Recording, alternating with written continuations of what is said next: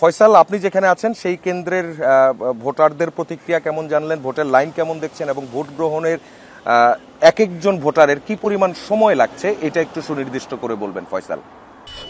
সাফা, এখানে আমরা দেখেছি ঠিক 8টার আগেই কিন্তু বিশাল ভোটারদের লাইন আমরা দেখতে পেয়েছিলাম। আসলে অনেকেই কিন্তু এখানে আছেন জীবনে প্রথম ভোট দিতে তারা এসেছেন, হোক সেটা জাতীয় কিংবা ডাকসু ভোট।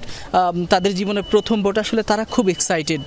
তাদের সাথে যেটি আমরা কথা বলে দেখলাম এখানে, তারা আসলে সকলেই বলছেন যে যেহেতু জীবনে প্রথমবার ভোট দিতে এসেছেন, অনেকেই সকাল থেকে সেই গতকাল থেকে তারা বেশ অপেক্ষায় ছিলেন কখন নাগাদ তারা ভোট কেন্দ্রে আসবেন, ভোট দেবেন। তাই কিছুটা আগেই কিছুটা সময় নিয়েই তারা ভোট কেন্দ্রে চলে এসেছেন। এবং আপনি যদি দেখেন এখনও পর্যন্ত কিন্তু মেয়েদের যে সিরিয়ালটি রয়েছে সেটি কিন্তু ইউনিভার্সিটি ল্যাবরেটরি স্কুল অ্যান্ড কলেজের গেট থেকে কিন্তু প্রায় প্রধান সড়কে পৌঁছে গেছে।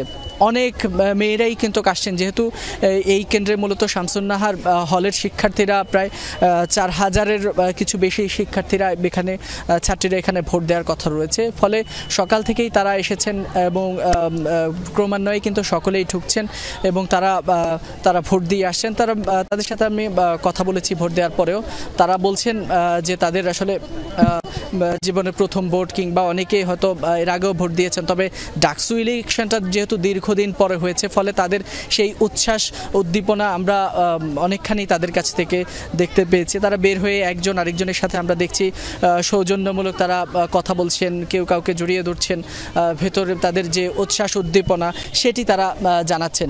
এখন পর্যন্ত যদি বলি, এখানকার যে সকল শিক্ষার্থীরা রয়েছেন, ভোটাররা রয়েছেন, তারা কিন্তু বেশ নির্বিঘ্নেই ভোট কেন্দ্রে আসছেন এবং ভোট দিতে পারছেন এবং ভোট দেওয়ার ক্ষেত্রে খুব বেশি সময়। ফয়সাল, আপনাকে ধন্যবাদ, আপনি থাকবেন, আমরা আবারও ফিরবো আপনার কাছে।